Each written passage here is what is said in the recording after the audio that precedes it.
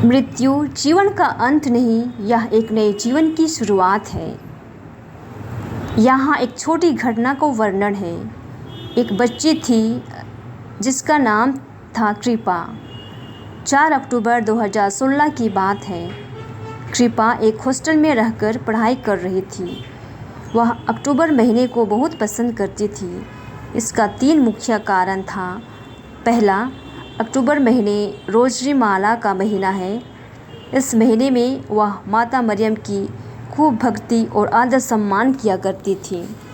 दूसरा, दशहरा छुट्टी। तीसरा, अपनी बड़ी बहन की याद करती थी क्योंकि वह हर साल दशहरे छुट्टी में घर आया करती थी। उसके घर आने से उसकी खुशी की कोई सीमा नहीं रहती थी। लेकिन इस बार का अक्टूबर महीने उसके लिए कुछ अलग था। वह परीक्षा ख़त्म कर चुकी थी और रिजल्ट का इंतज़ार कर रही थी। साथ ही घर जाने के लिए भी इंतज़ार कर रही थी क्योंकि वह अपनी बहन के साथ बिताए हुए पलों को ताज़ा करना चाहती थी। लेकिन पता नहीं उसके मन में अजीब सा फील हो रहा था। 3 अक्टूबर 2016 को सोने से पहले उसने प्रार्थना किया। अचानक उसके मन में ख्याल आया कि उसका परिवार गरीब है। इसलिए उसने ईश्वर से यही प्रार्थना किया कि हे प्रभु, मेरे परिवार के सभी प्रियजनों को सुरक्षित रखना क्योंकि घर में आर्थिक समस्या है। यदि कोई बीमार हो जाए तो इलाज के लिए रुपये पैसे नहीं हैं। प्रार्थना करते हुए उसकी आंखें लग गई। निश्चिंत होकर वह सो गई। अचानक रात में वह स्वप्न देखती है कि एक बहुत ही शानदार घर का निर्माण हुआ है। दरवाज़ा है पर बाहर से नहीं खुलता, बस अंदर से खुलता है। घर की चाबी किसी के पास नहीं है, सिर्फ कृपा के पास है। लोग पूछताछ करने लगे कि इस शानदार घर की चाबी किसके पास है। किसी ने कहा चाबी कृपा के पास है। यह सुनकर वह घबरा गई। सोच में पड़ गई कि सिर्फ चाबी कृपा के पास है, मतलब घर को कोई नहीं खोल सकता, सिर्फ कृपा ही खोल सकती है। इतना होने के बाद उसकी आंखें खुल गई और वह चिंतित हो गई कि इस स्वप्न का क्या अर्थ हो सकता है। सोचते सोचते वह बेचैन हो गई और उसने कहा, हे ईश्वर, आपका धन्यवाद हो। मुझे नहीं पता इस स्वप्न का क्या अर्थ होगा। फिर वह सो गई। सुबह उठकर वह बहुत खुश थी। अपने दोस्तों के साथ नाश्ता की और खूब बातें की। रात में उसने स्वप्न देखा था। उसका टेंशन नहीं ले रही थी कि अब क्या होगा। बस उसे घर जाने की खुशी थी क्योंकि परीक्षा ख़त्म हो चुकी थी। उस दिन उनका आखिरी क्लास था। सब चले गए थे। कृपा और उसकी एक सहेली पीछे पड़ गई थी। दोनों बातचीत करते हुए रूम से क्लास की ओर निकल पड़े।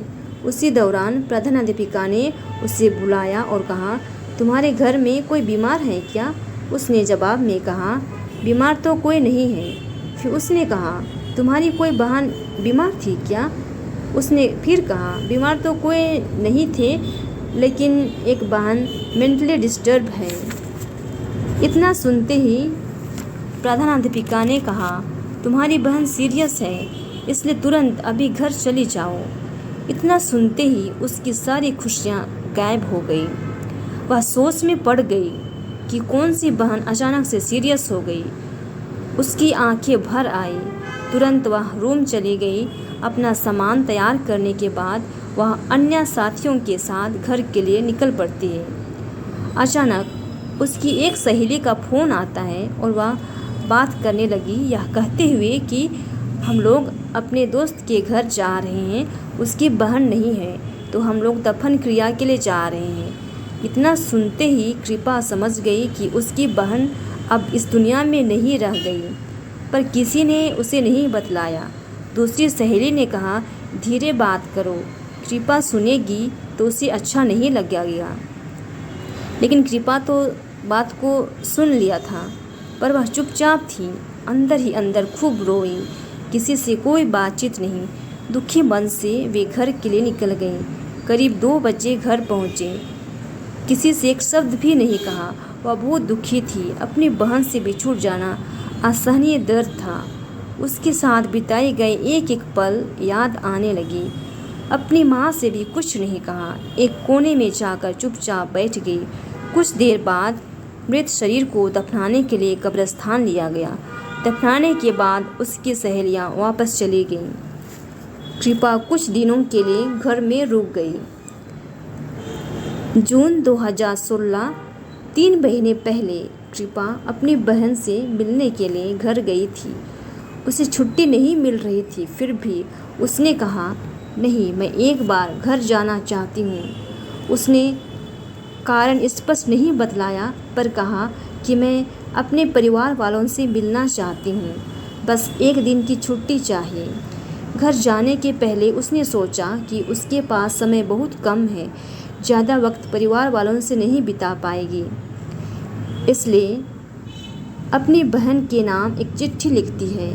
यह खत बहुत ही हृदयस्पर्शी था। कृपा को मालूम नहीं था कि वह लेटर और उसकी मुलाकात आखिरी मुलाकात होगी। उसने उस वक्त खत में यही लिखा था, ईश्वर आपको बहुत प्यार करते हैं। और उसकी बहन के बीच का वार्तालाप था, आपके जीवन में कुछ खास मकसद है। हम इंसान हैं, स्वभाव से कमज़ोर हैं, पर ईश्वर का प्रेम हमारे प्रति कभी कम नहीं होता है। आप अपनी कमज़ोरियों के लिए ईश्वर से क्षमा मांगे। ईश्वर दयालु हैं, वह कभी हमारे पापों के अनुसार हमारे साथ व्यवहार नहीं करती। बस तो एक बार कोशिश करो और प्रभु के पास लौट जाओ। प्रभु आपका इंतज़ार करते हैं कि प्यारी बेटी तुम कब वापस लौटोगी। ईश्वर पर विश्वास करो कि सदा वह आपके साथ है, आप अकेले नहीं हैं।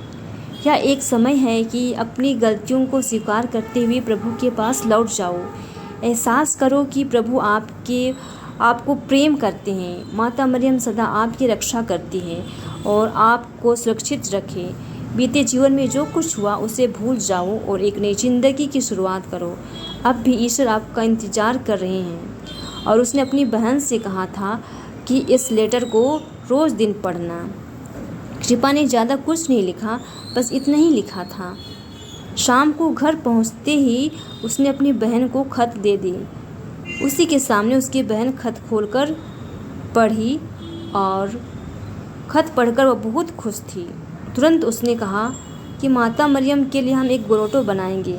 उसकी बातों को सुनकर कृपा घबरा गई और कहने लगी, कैसे बात करती हो? बहन ने कहा, माता मरियम मुझसे कह रही है कि एक ग्रोटो बनवाओ। उसकी बातों को सुनकर कृपा अंदर से कांपने लगी, क्योंकि उसे कुछ भी समझ में नहीं आ रहा था कि वह क्या बात कर रही है। बातचीत करने के बाद दोनों सो गए। सुबह जल्दी उठकर कृपा तैयार हो गई।